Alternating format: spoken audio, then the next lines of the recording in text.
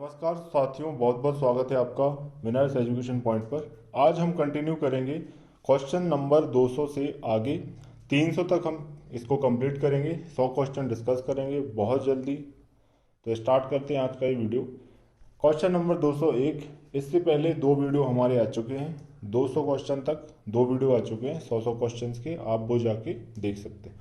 201 वो क्वेश्चन है, पंजीकृत समितियों को किस अनुच्छेद में विधिक व्यक्ति माना गया। तो पंजीकृत समितियों को किस अनुच्छेद में माना गया है? आर्टिकल 14 में माना गया है।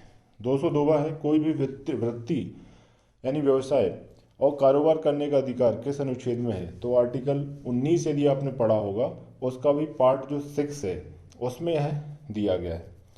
203वां क्वेश्चन है, 74वां संविधान संशोधन अधिनियम किससे संबंधित है? तो ये संबंधित है शहरी स्थानीय निकायों से। और 73वां यदि आपसे पूछूं तो वो ग्रामीण स्थानीय निकाय जो होते हैं, ग्राम पंचायतें जो होती हैं, उनसे संबंधित है। फिर 204वां है, वे संविधान संशोधन अधिनियम 2003 के अनुसार केंद्रीय मंत्रिपरिषद में प्रधानमंत्री समेत मंत्रियों की अधिकतम संख्या लोकसभा की सदस्य संख्या के कितने % होगा? तो इसमें पहले सरकारें बहुत अधिक मात्रा में लोगों को खुश करने के लिए मंत्री बना देती थी, लेकिन बाद में इसको सीमित कर दिया गया, एक संशोधन लाया गया और यह सीमित कर दिया कि केवल और केवल लोकसभा के जो कुल सदस्य हैं उनके 15% ही सदस्य मंत्री बनाए जा सकते हैं। अगला है, संविधान में 8वीं अनुसूची में 4 अन्य भाषाओं बोडो, डोगरी, मैथिली, संथाली को किस अनुच्छेद संशोधन के तहत जोड़ी गई थी? तो ये जोड़ी गई थी दोस्तों 92वें संविधान संशोधन के तहत। यदि आपको आए कि पहली भाषा जो किसी संशोधन के तहत जोड़ी गई, आपको याद होगा 8 भाषाएं थी पहले जो मूल संविधान था उसमें, जो 14 भाषाएं थी जो 8वीं अनुसूची में थी, और फिर सिंधी जोड़ी गई थी जो कि बाद में जोड़ी गई। अगला दोस्तों, दिल्ली को राष्ट्रीय राजधानी क्षेत्र का दर्जा किस संशोधन अधिनियम के तहत दिया गया? तो यह 69वां संविधान संशोधन अधिनियम 1991। 207वां क्वेश्चन है, सहकारी समितियों का संबंध किस संविधान संशोधन से है? तो ये 97वां संशोधन है 2011 वाला। 208वां क्वेश्चन है, संविधान के किस भाग में संविधान संशोधन का उल्लेख है? तो ये भाग 20 हो गया। और पिछले वीडियो में हमने डिस्कस किया था आर्टिकल 368, यानी आर्टिकल 368 भाग 20 का एक भाग है जिसमें 3 प्रकार से संविधान में संशोधन किया जा सकता है। 209वां है, किस संविधान संशोधन के अंतर्गत राष्ट्रपति को संविधान संशोधन विधेयक पर अनुमति देने के लिए बाध्य किया गया? तो यह है दोस्तों 24वां संशोधन अधिनियम 1971। इस संविधान संशोधन के तहत राष्ट्रपति बाध्य है संविधान संशोधन पर अनुमति देने के लिए। संविधान में मूल कर्तव्य किस संशोधन के द्वारा जोड़े गए? तो ये सरदार स्वर्ण सिंह समिति थी जिसकी सिफारिश पर 42वां संविधान संशोधन लाया गया, और इस संविधान संशोधन को मिनी कॉन्स्टिट्यूशन कहा जाता है, यानी लघु संविधान कहा जाता है। 211वां क्वेश्चन है, मतदान के लिए आयु सीमा 21 से घटाकर 18 कर दी थी, किस संविधान संशोधन के तहत यह किया गया था? तो ये था दोस्तों 61वां संविधान संशोधन अधिनियम। दूसरा है, पंचायती राज से संबंधित संविधान संशोधन कौन सा है? तो यह है दोस्तों 73वां संविधान संशोधन अधिनियम।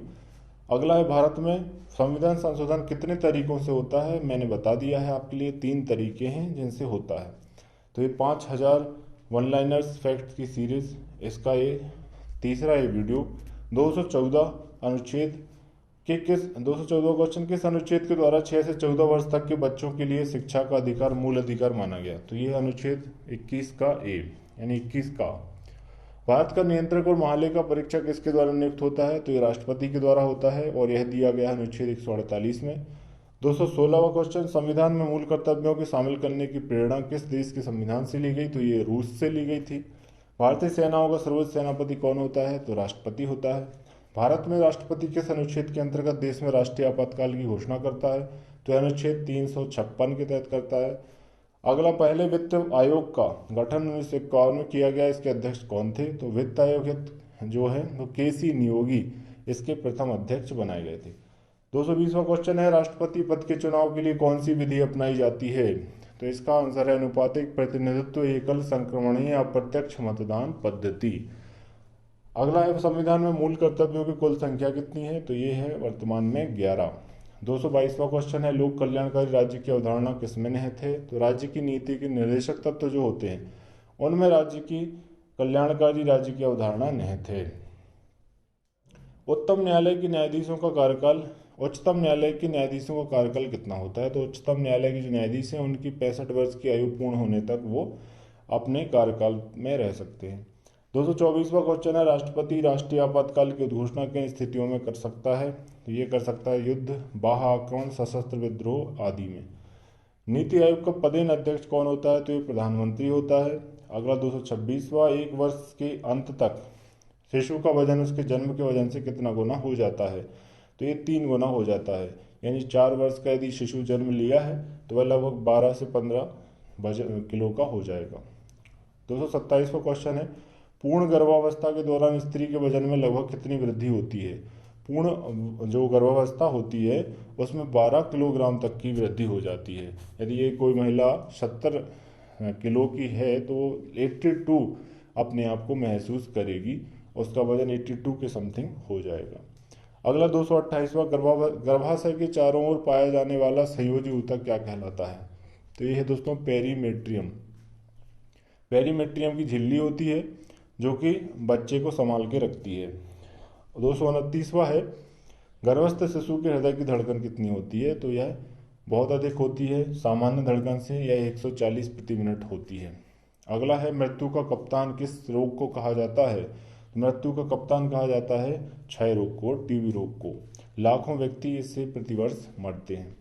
231वां क्वेश्चन है प्रसव के बाद की अवधि क्या कहलाती है? तो सुतिकावस्था इसको कहा जाता है। प्रसव के बाद की अवधि को सुतिकावस्था।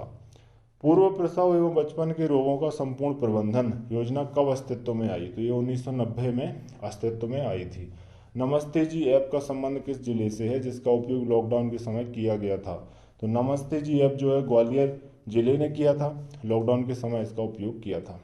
स्वस्थ सुपोषित माताओं के शिशुओं का वजन कितना होता है? तो लगभग 3.5 किलोग्राम वजन होता है स्वस्थ सुपोषित माताओं के शिशुओं का वजन। अगला मिड डे मील कार्यक्रम में प्रतिदिन कितनी कैलोरी और कितना प्रोटीन दिया जाता है? तो 300 से 450 कैलोरी और 8 से 12 gram protein mid day meal में दिया जाता है। अगला है शिशु की कितने माह में फलों का रस दिया जाता है? तो 1 माह से अधिक होने पर शिशु को फलों का रस दिया जा सकता है और 6 माह का होने पर उसे पूरक आहार दिया जाता है। अगला 37वां क्वेश्चन 12 माह के शिशु को कितने कैल्शियम की एक दिन में आवश्यकता होती है? तो 0.4 से 0.5 ग्राम तक आवश्यकता होती है। अगला नवजात शिशु सुरक्षा कार्यक्रम कब प्रारंभ किया गया? 30 सितंबर 2009 को नवजात शिशु सुरक्षा कार्यक्रम शुरू किया गया था। अगला 243 बाल श्रम प्रतिबंध एवं विनियम अधिनियम 1986 किस समिति की संस्तुतियों के आधार पर पारित किया गया? तो ये गुरु पद स्वामी समिति जो थी उसकी संस्तुतियों के आधार पर इसको किया गया था। इंदिरा गांधी मातृत्व सहयोग योजना कब शुरू की गई? तो इंदिरा गांधी मातृत्व सहयोग योजना अक्टूबर 2010 में शुरू की गई थी। ये हमारी 5000 MCQs फैक्ट्स की सीरीज का तीसरा पार्ट है। 241वां क्वेश्चन जननी सुरक्षा योजना कब प्रारंभ की गई? तो ये अप्रैल 2005 में की गई थी। 242वां क्वेश्चन किशोरी शक्ति योजना कितने भागों में विभाजित है? तो ये 2 भागों में विभाजित है, पहला गर्ल्स टू अप्रोच और दूसरा बालिका मंडल योजना। 243वां क्वेश्चन राष्ट्रीय बाल नीति 2012 को मंजूरी कब मिली? तो ये 18 अप्रैल 2013 को इसकी मंजूरी मिली थी। घरेलू हिंसा से महिलाओं का संरक्षण अधिनियम 2005 की धारा 3 क्या है? तो ये घरेलू हिंसा की परिभाषा को बताता है कि क्या होती है घरेलू हिंसा। 245वां क्वेश्चन घरेलू हिंसा से महिलाओं का संरक्षण अधिनियम 2015 कहाँ तक लागू है? तो अब यह संपूर्ण देश में लागू है जब से 370 जो धारा है वो हटा ली गई है और जम्मू कश्मीर भी अब भारत का एक तरीके से अंग हो गया है पूरी तरीके से, और जम्मू कश्मीर में भी अब यह लागू है। घरेलू हिंसा से महिलाओं का संरक्षण अधिनियम 2005 की किस धारा में अपील संबंधी प्रावधान है? तो धारा 29 को आप याद कर लें, अपील से जोड़ लें। 247वां क्वेश्चन है घरेलू हिंसा से महिलाओं का संरक्षण अधिनियम 2005 में कितनी धाराएं हैं? तो कुल 37 धाराएं हैं। आपने मेंस के लिए यदि प्रिपेयर किया होगा तो आपने उसमें पढ़ा ही होगा। घरेलू हिंसा से महिलाओं का संरक्षण अधिनियम 2005 का प्रचार प्रसार करने का दायित्व किसका है? तो केंद्र और राज्य सरकार दोनों का ये दायित्व है कि वह इसका प्रचार प्रसार करें। किन्हें मिसाइल वुमन के नाम से जाना जाता है? तो ये टेसी थॉमस हैं, जिन्हें मिसाइल वुमेन के रूप में जाना जाता है। मिसाइल मैन के रूप में सभी जानते हैं, एपीजे अब्दुल कलाम जी को जाना जाता है, और मिसाइल वुमेन टेसी थॉमस को जाना जाता है। घरेलू हिंसा से महिलाओं का संरक्षण अधिनियम 2005 की किस धारा में काउंसलिंग यानी परामर्श का प्रावधान है? तो धारा 14 ऐसी धारा है जिसमें परामर्श के बारे में बताया गया। घरेलू हिंसा से महिलाओं का संरक्षण अधिनियम 2005 की धारा 16 क्या है? तो यह कार्यवाहियों का कैमरे में होना बताता है कि जो भी कार्रवाई होगी वह कैमरे में कैद की जाएगी, कैमरे में उसको रिकॉर्ड किया जाएगा। घरेलू हिंसा से महिलाओं का संरक्षण अधिनियम 2005 की किस धारा में प्रतिरक्षा आदेश की परिभाषा है? तो ये धारा 2 में इसको दिया गया है।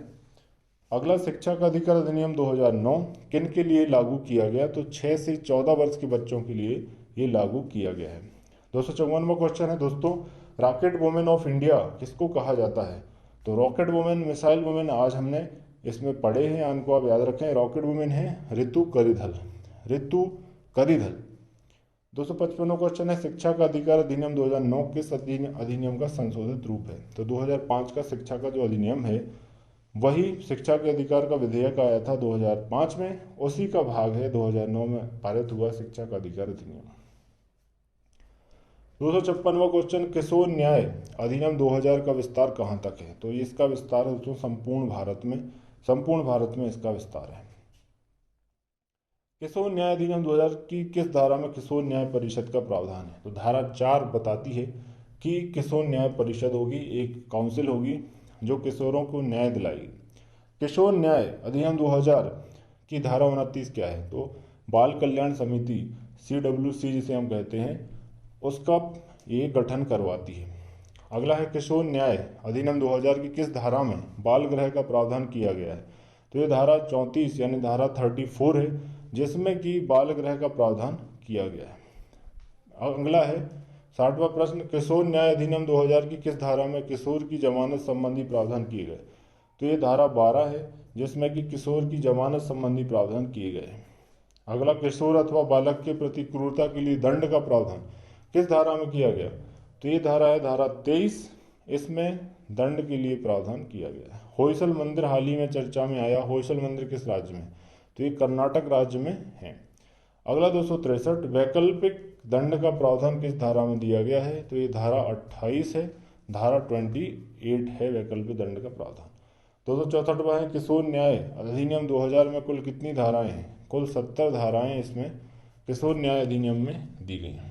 किशोर न्याय अधिनियम 2000 की किस धारा में विशेष किशोर पुलिस इकाई का प्रावधान है? तो ये दोस्तों धारा 63, इसमें प्रावधान है किशोर पुलिस इकाई का। 266, ब्रूनर्स ग्रंथि कहाँ पाई जाती है? तो ब्रूनर्स ग्रंथि पाई जाती है छोटी आंत में, छोटी आंत में ब्रूनर्स ग्रंथि पाई जाती है। अगला 267वां क्वेश्चन है, भारत में महिला प्रजनन आयु कितनी निर्धारित की गई है? तो 16 से लेकर 45 वर्ष की जो आयु होती है वो महिला प्रजनन आयु होती है। महिलाएं इस समय अब बच्चे को जन्म दे सकती हैं। 10वीं पंचवर्षीय योजना का कार्यकाल क्या था? तो 2002 से 2007 यह कार्यकाल था और ये बहुत सफल योजना रही थी। भारत की सबसे सफल योजनाओं में से इसका नाम आता है। अगला है, किस पंचवर्षीय योजना में इंदिरा आवास योजना प्रारंभ की गई?